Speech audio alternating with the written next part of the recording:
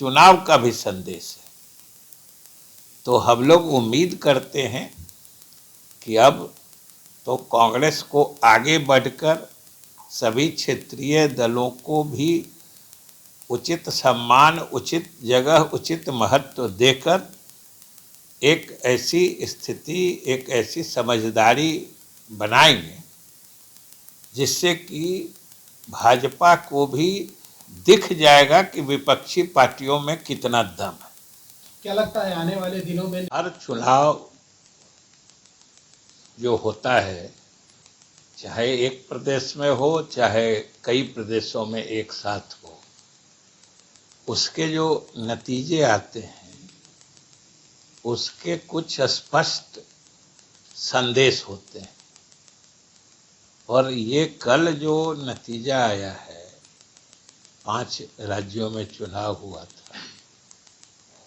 उसके 4 राज्य के तो नतीजे आ चुके हैं। उनसे भी एक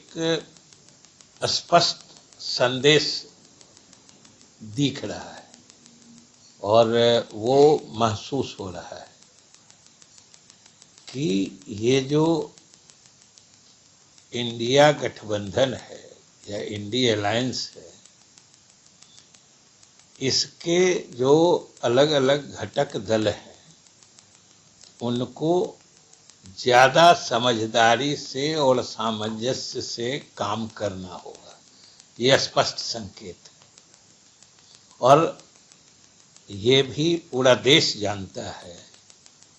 कि इन चुनावों में भी इंडिया गठबंधन के सारे घटक दल एकजुट होकर नहीं लड़े थे। और खास तौर से हम लोगों की पार्टी यानी जदयू, या खास तौर से कहिए पूरा बिहार का जो महागठबंधन है, हम लोग शुरू से इस बात को मानते हैं और कहते रहे हैं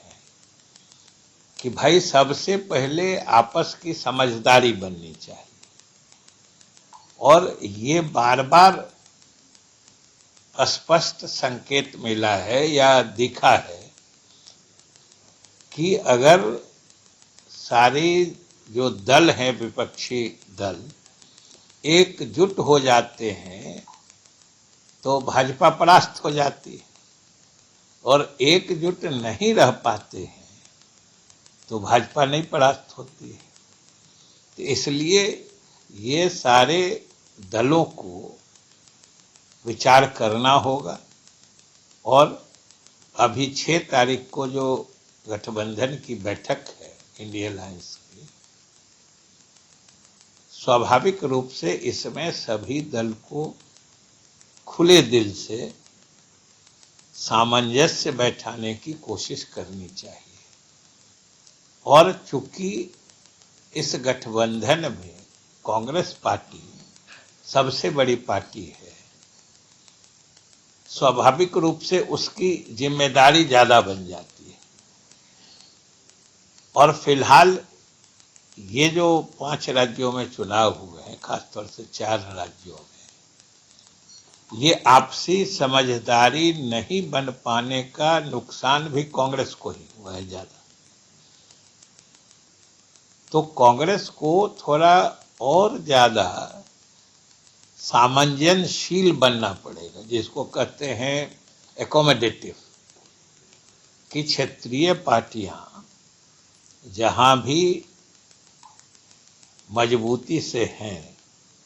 उनकी मजबूत उपस्थिति और मजबूत पकड़ को देखते हुए कांग्रेस को उनके लिए उतनी जगह भी बनानी पड़ेगी और उस हद तक उदार भी बनना पड़ेगा। और अभी भी ये साफ है कि अगर सभी विपक्षी पार्टियां जो इस गठबंधन के बनने से पहले से ही स्पष्ट है और मुख्यमंत्री नीतीश कुमार जी के ही पहल के आधार पर इसका गठन हुआ था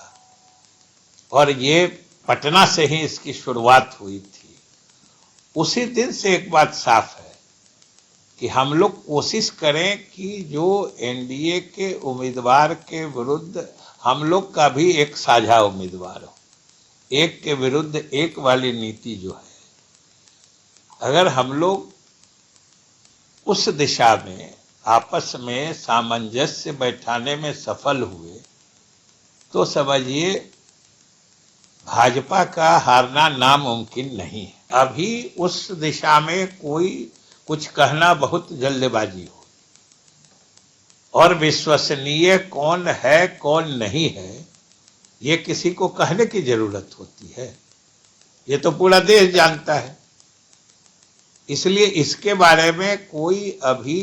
न जल्दबाजी है न हड़बड़ी है, अभी सिर्फ एक लक्ष्य है,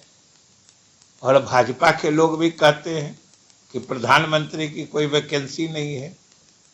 तो अभी एक ही लक्ष्य है कि मिलजुल कर चुनाव लड़े और वैकेंसी क्रिएट करा ले। वैकेंसी क्रिएट करा ले तो अगला इनकम्बेंट बहुत आसानी से तय हो जाए। और अगर एक साथ नहीं आते हैं, महागठबंधन की सभी पार्टियां एक मंच पर एक साथ नहीं आती हैं, तो क्या हो सकता है? नहीं, अगर देखिए बहुत अगर एक साथ नहीं आती हैं तो क्या होगा, ये भी तो कोई समझ सकता है ना। अभी पिछले चुनावों में अभी जिस चुनाव के नतीजे आए हैं उस चुनाव में सब लोग एक नहीं हुए, तो क्या हुआ? जो चुनाव में हुआ और जैसे होता है सब लोग अलग अलग हैं, पार्टियां तो सब अलग ही है ना, सबके अपने अपने कार्य क्षेत्र अलग अलग हैं, सबकी अपनी अलग अलग विश्वसनीयता है, सबके अपने अलग अलग प्रभाव क्षेत्र हैं, और ये समय परीक्षित प्रभाव क्षेत्र है, टाइम टेस्टेड जो कहते हैं। दशकों से लोगों की विश्वसनीयता अपने अपने इलाकों में स्थापित रही है, वो प्रभावकारी नेतृत्व उन्होंने दिया है, तो इन सब बातों को साथ मिला के देखना होगा।